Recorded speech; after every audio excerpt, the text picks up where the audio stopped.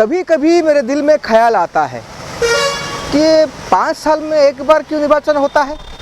माने कथा है जे 5 वर्ष को थरे निर्वाचन कहीं होची नेता कहीं बछा होचंती जदि 5 वर्ष थरे नेता बछा जीवो नेता परिवर्तन होवा उचित ताहले आम राज्य कहीं 18 वर्ष हेलानी जो नेता राज करुचंती माने कथा कोन आमे निर्वाचन उठे देबा से ही शेष पर्यंत थिबे ना कोन मु भी जानि आज्ञा तेबे 5 वर्षिया राजनीतिर खोलिबे पोल पोल पब्लिक बोल भाई अपन हम बहनी खराब कर आम भल कथा होचु अरे हम भाई एक आम जाति भाई आम आप बहनी खराब कर भाई देखो आप कौन कहते 5 वर्ष थे आम इलेक्शन हुए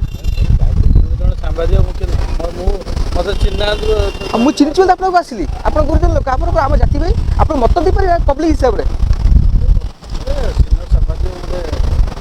आप प्रथम मूल्य आप डाक मत बैठ दे बोधे देखो ये गोटे प्रजातिर गोटे मन प्रश्न घाटीगला आगे आसना जी आप जो 5 वर्ष थे इलेक्शन हुए भाई उड़िया हिंदी इंग्लिश कौन चलो रेडी आम 5 वर्ष इलेक्शन होता 5 वर्ष थे आम नेता बाछा एथर आपको दबा कि आम ओडिशा रे 18 वर्ष है जड़े नेता अच्छे राज कर मुख्यमंत्री तो आम कौन इलेक्शन 5 वर्ष आगे आम ओडिशा से ही एक चलेबे कमी लगे ना 5 वर्षटा ठीक तो जहाँ अच्छे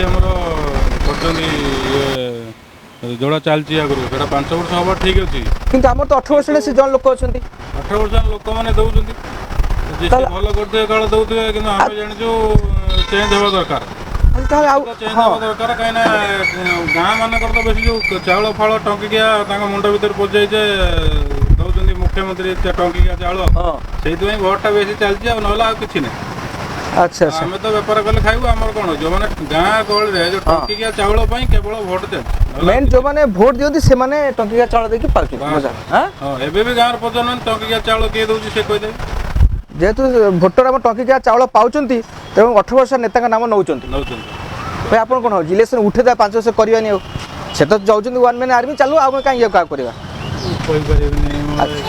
ठीक अच्छे ओके समस्त मानना कौन भाई 5 वर्ष थोड़ा निर्वाचन हो 5 वर्ष निर्वाचन मैं कौन ये देता है आर्थर को बाछा कि ओडिशा 18 वर्ष है से जन लोक अच्छा आम इलेक्शन ओडिशा कहीं करवा से था नहीं नहीं जे योग्य विवेचित से योग्य 18 साल से योग्य पर अच्छा हाँ सेमती पढ़ुचंत तो लोक भल पाउछन हम मना करछि मु इलेक्शन उठे इलेक्शन रखियानी तांको पर आउ कि हवा पई आ कि हवा चांस कैसे 18 साल अछि ये पुरुष जुग पुरुष आसंत तो लागुछि आसीबे निश्चित तो इलेक्शन करबे ना बंद कर दाओ करबे ना नहीं करिया ना आपण मन प्लान आसुनी आपण इलेक्शन ठिया होते नहीं नहीं सेमती समय आसिला हेबी आपण चांस अछि निश्चित लोक सेवा करछंती हां लोक सेवा तो अछि सुजोग मिलले तो करू ना पक्का ठिया हेबे तो यदि से सुनि देबे आपण ठिया होजि बोले त आपण को हेई पारे घर उठे दे परंते रात रात किछि हबन तो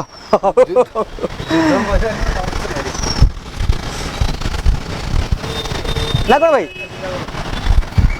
भाई भाई और 5 वर्ष थोड़ा निर्वाचन होची लोक बछा नेता बछा होचंती किंतु हम ओडिसा रे धर ओडिसा अवस्था कौन अच्छी आ 5 वर्ष निर्वाचन कहीं करिया जानछि जन तो अच्छे 18 वर्ष आछि निर्वाचन उठे दा आ करबानी ठीक अछि करिया निर्वाचन करबानी आ तो काने जन तो अछंती हमर जन तो अछंती काहे निर्वाचन करिला ठीक तो आज्ञा भाई ठीक ना भूल भाई को चिंता करछि ना ना एटा असुविधा कथा आपन कोन लागै एटा भूल काई भूल निर्वाचन आउतरे भी नेक्स्ट टाइम हबो काहे कि ना जेहेतु टंकिया चाउल भी गवर्नमेंट दौची गवर्नमेंट दौची माने लोक गरीब लोक टी शांति रोचे कहीं इनकम भी ना कि ना तेणुक भोट दबा कारण कौन कि मेन कथा हूँ पैसा नहीं कि भोट दौरान टंका क्या चाउल पाउचंती से माने जोवानकर टिके होची इनकम कम इनकम टंका क्या चाउल पाउचंती जोवानकर कम इनकम से माने गोटे हां अच्छा नाही दा मुटु तार टोटल इनकम नाही जेते से टंका चाउल पाउंती सेतिर किछरा बंची जाउ न त से मरि जोय ना आई माने जेते रेट बढ़ुंती अच्छा अच्छा से जा भी भाई भाई कहर थला टंका क्या चाउल पाई पाउचंती से माने जोवानकर कम इनकम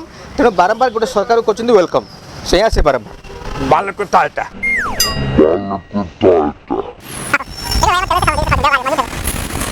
नमस्कार भाई नमस्कार आप लक्ष्य कर फोकस भाई ना हाँ ठीक अच्छे एमती आपमती किसी भाई नमस्कार भाई आप लक्ष्य कर 5 वर्ष थे इलेक्शन हो 5 वर्ष थे हो इलेक्शन 5 वर्ष भाई उड़िया हिंदी इंग्लिश हाँ उड़िया हाँ 5 वर्ष थे इलेक्शन होमर नेता बछा होती किंतु आम ओडिशा कहले 18 वर्ष जय नेता ही राज करछंती तो इलेक्शन उठे था ओडिशा रो आपण कोन कहबे ये एक्चुअली ओडिशा से नहीं है, ये आए हैं चंडीगढ़ से। तो आप ओडिशा से हाँ मुझे तो आपण कोन कहछन ठीक ना बोल आ इलेक्शन काई करिया भाई इलेक्शन परिवार सेटा तो लोक मानकर जे तांको बाटुचंदी भल पाउचंदी हां लोक मानकर भल पाइबा तांको जे अछि मु तो से कहछ आ इलेक्शन करबे से तो जने वन मैन आर्मी और कोन सेमिति कोन गणतंत्र राष्ट्र जब तक नवीन पटनायक जिंदा है हाँ। तब तक इलेक्शन नहीं होना चाहिए। जिंदा है तब तक इलेक्शन नहीं होना चाहिए। पक्का उनके जाने के बाद ही इलेक्शन होना चाहिए। बस मैं वही कह रहा हूँ आप उड़ीसा से बाहर के हैं फिर भी इतना नॉलेज रखते हैं Local जाहो। जो जाए नवीन पटनायक अच्छी इलेक्शन उठे देबा दरकार नहीं। पक्का people are also happy with Naveen Patnaik. जेमती आपण कहबे हमर कोन एक सेकंड जी जी आप किसको सपोर्ट करते नहीं हम तो मीडिया है ना हम बस आपका राय पहुंचा रहे हैं but you are also individual person नहीं हम बस आपका राय पहुंचा रहे हैं आई अंडरस्टैंड देखिए मैं कुछ भी कहूंगा तो अगर मैं सरकार के फॉर्म में कहूंगा तो लोग ये क्या बोल रही है अगर मैं इनका ऐसे बोलता ये क्या बोल रही है इसलिए हम लोग कुछ बोलते नहीं हाँ बस आपका आवाज पहुंचा मैं समझ गया ठीक है मैं समझ रहा हूँ बट आप भी इंडिविजुअल हो आप भी भुवनेश्वर के हो मैं हर एक मीडिया को सुनता हूँ ठीक है ना बट वही मैं आपसे जानना चाहता हूँ एज ए इंडिविजुअल ठीक है बाकी की पुराने पार्टियों में से आप किसको बोलना चाहते हो कौन आना चाहिए हम मैं सपोर्ट करने के लिए देखिए मैं ये चाहता सुनिए मैं ये चाहता हूँ कि एक चेंज होना चाहिए 5 साल ये आ गए ये जो कुछ खामियां हैं इनमें कुछ खामियां हैं तो अगले में जो आएंगे 5 और कुछ ना कुछ करेंगे अगला जो आएगा उसकी खामियों को पूरी करेंगे नहीं उसकी खामियों को क्योंकि वो डरेंगे क्योंकि 5 साल बाद ये फिर आने वाले हैं बात समझ रहे हैं आप साउथ में ऐसा ही होता है तो आप यहाँ तो वन साइड गेम है तो वही तो मैं कह रहा हूँ तो just wait and watch till Naveen Patnaik is there okay thank you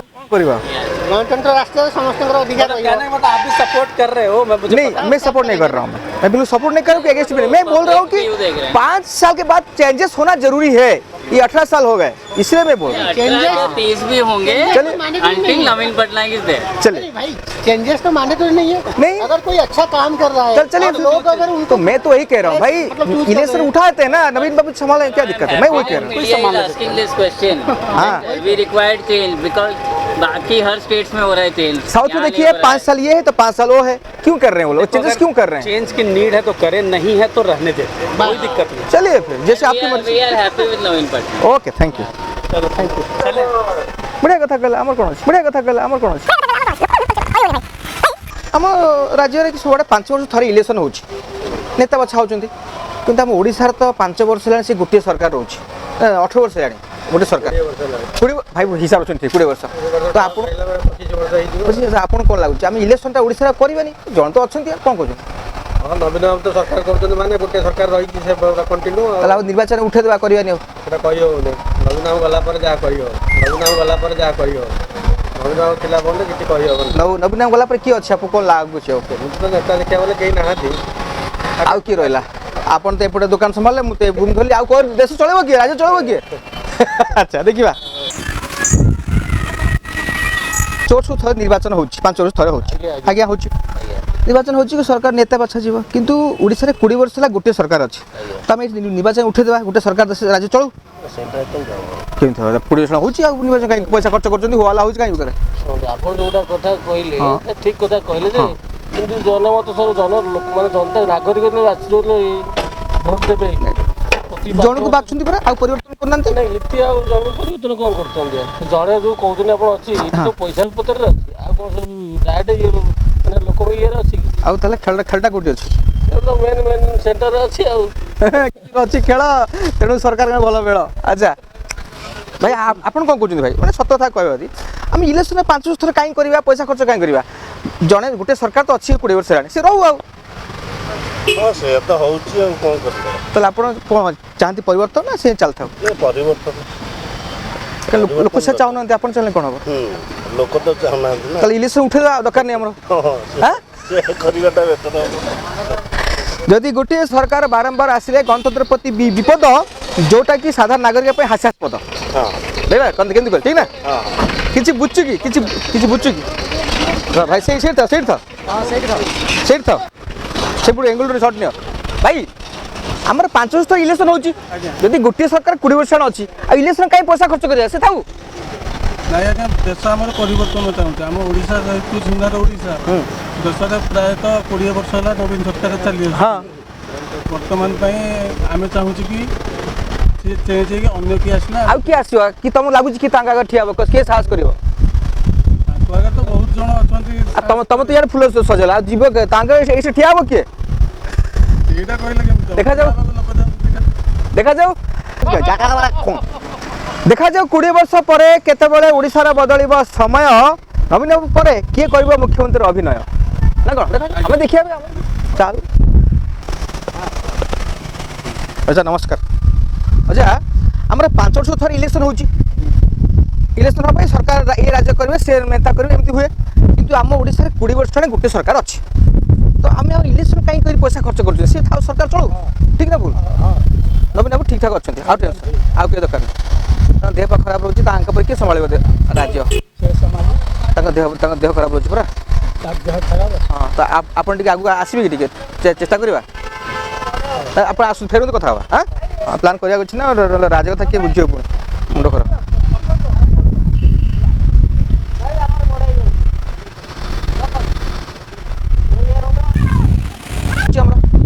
କିନ୍ତୁ ଏଠି ଓଡ଼ିଶାରେ କ'ଣ ହେଉଛି 20 ବର୍ଷ ହେଲାଣି ଗୋଟେ ସରକାର ଅଛି। ଇଲେକ୍ସନରେ କାହିଁ ପଇସା ଖର୍ଚ୍ଚ କରିବା? ସେ ତମେ ସମ୍ଭାଳ। ସେଇଥିରେ ଭଲ ଯଦି ଗୋଟିଏ ସରକାର 20 ବର୍ଷ ଚଳେଇବ ରାଜ୍ୟ ସେଇ କଥାଟା ଭଲ। ତା ନିର୍ବାଚନରେ ପଇସା ଖର୍ଚ୍ଚ କରି କାହିଁ କଲେ ଭଲ? ପଇସା କାହିଁ ଖର୍ଚ୍ଚ କରିବେ? ସେଇ ଗୋଟେରେ ହବ ଚଳିବ ଆଉ କି ତାଙ୍କ ଠିଆ ହେବେନି। ଠିକ୍ ହେବ ଏଇଟା ଭାଇ? ନଲେଜ ନାହିଁ ତାହେଲେ ଆପଣଙ୍କ କ'ଣଟା ଅଛି? କିଛି ଥିବ ଆପଣଙ୍କ ଘରେ ପୁଣି କିଛି ଥିବ?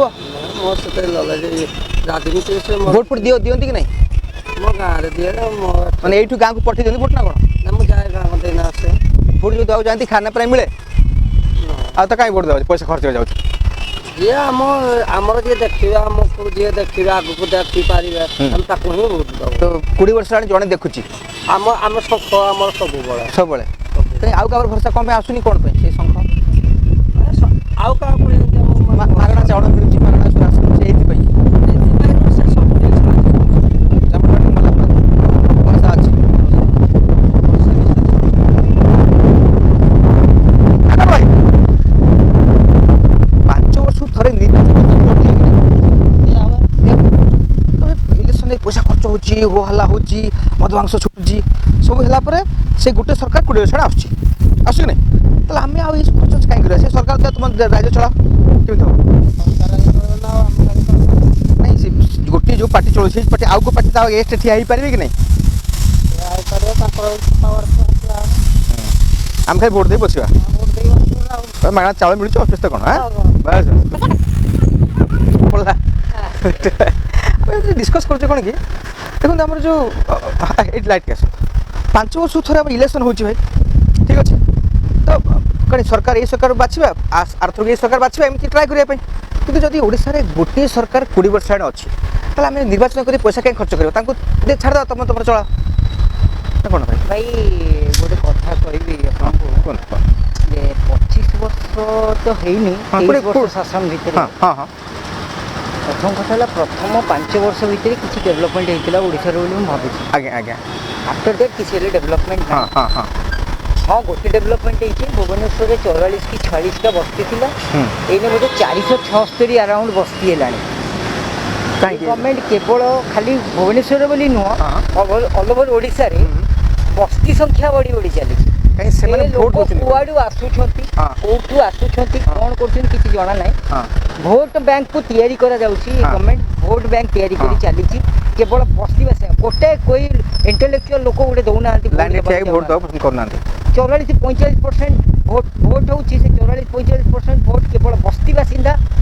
ଆଉ ଏଇ ଯେଉଁ କାଳିଆ ହଳଦିଆ ନେଳିଆ ଯୋଜନାରେ ଆମ ପଇସା ଆମର ଟ୍ୟାକ୍ସ ପଇସାକୁ ଇନକମ୍ ଟ୍ୟାକ୍ସ ଆମେ ପେମେଣ୍ଟ କରୁଛୁ ସେଇ ପଇସାକୁ ଆପଣଙ୍କର ଏଇ କାଳିଆ ହଳଦିଆ ନେଳିଆ ଯୋଜନାରେ ପୃଷ୍ଠପୋଷକତା ଚାଲିଛି ଆଉ କିଛି ନାହିଁ। ସେକେଣ୍ଡ ଥିଙ୍ଗ ହେଲା 23 ବର୍ଷ ଶାସନ ଭିତରେ ଗୋଟାଏ ହେଲେ ଆପଣଙ୍କର ହେଭି ଇଣ୍ଡଷ୍ଟ୍ରିଜ୍ ହେଇନି। ନୀଳାଚଳ ଇସ୍ପାତ ନିଗମକୁ ବିକ୍ରି କରି ଦିଆଗଲା ଟାଟାକୁ।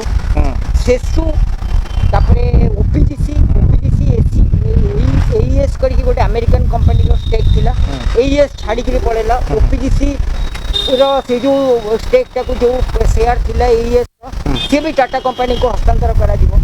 ଏଠି ଗୋଟେ ଟାଇମ୍ରେ ସରପ୍ଲସ୍ ଥିଲା ଇଲେକ୍ଟ୍ରିକ୍ରେ ଓଡ଼ିଶା। ଆଜି ଆମେ ଦେଇକିରି ମରୁଛୁ ହେଲା। ଆଉ କିଛି ନାହିଁ ଏଠି। ଏମାନଙ୍କୁ ମୁଁ ଆଜି କହୁଛି ଏମାନଙ୍କୁ ରାଷ୍ଟ୍ରପତି ଶାସନ କରିକି ଏମାନଙ୍କୁ ତଡ଼ି ଦିଆଯାଉ। ଆଉ ଆଉ ମୁଁ କହିବି ଆମ ଜନତା ମାନଙ୍କୁ ଯେଉଁମାନେ ସଚେତନ ନାଗରିକ ଅଛନ୍ତି ସେମାନଙ୍କୁ କହିବି ନେକ୍ସଟ ଟର୍ମ ଯେତେବେଳେ ଆମର ଆଉ 3 ବର୍ଷ ପରେ 2.5 ବର୍ଷ ପରେ ଇଲେକ୍ସନ୍ ହେବ ସେତେବେଳେ ଏମାନଙ୍କୁ ଧକ୍କା ଦେଇ ଗଳା ଧକ୍କା ଦେଇକି ବାହାର କରି ଦିଆଯାଉ। ଏତିକି ମୋର କହିବାର ଅଛି, ଆଉ କିଛି କହିବ ମାନେ ଆପଣ କହୁଛନ୍ତି ସହର ସଚେତନ ନାଗରିକ ଯଦି ଭୋଟ ଦିଅନ୍ତି ମୁଁ କହିବା କଥା କ'ଣ ପ୍ରତ୍ୟେକ ନାଗରିକଙ୍କର ଗୋଟେ ମତଦାନ କରିବାର ମତଦାନ ସାବ୍ୟସ୍ତ କରିବାର ଯେଉଁ ହକ୍ ଅଛି ମାନେ ସମ୍ବିଧାନ ଆମକୁ ଯେଉଁ ଦେଇଛି ଆଲାଉ କରିଛି ସେଇଟାକୁ ପ୍ରକୃତ ଲୋକକୁ ଦିଆଯାଉ। ଯେଉଁ ଲୋକ ଲୋକଙ୍କ ପାଇଁ କାମ କରିବ, ଯିଏ ରାତି 3ଟା ବେଳେ ଫୋନ୍ କଲେ ଆଜ୍ଞା ସେକ୍ରେଟେରିଏଟ୍ ଭିତରକୁ ଆମେ ଯାଇପାରିବୁନି, ଏପଟେ ଗୋଟେ କ'ଣ ଆପଣଙ୍କର ଖାରବେଳ ଭବନ ହେଇଛି ତା ଭିତରକୁ ଯାଇପାରିବୁନି, ତାଙ୍କର କ'ଣ କୋଭିଡ଼ ତାକୁ ମାଡ଼ିବ ତାହେଲେ ଆମକୁ ମାଡ଼ିବ ଶୁଣି କୋଭିଡ଼।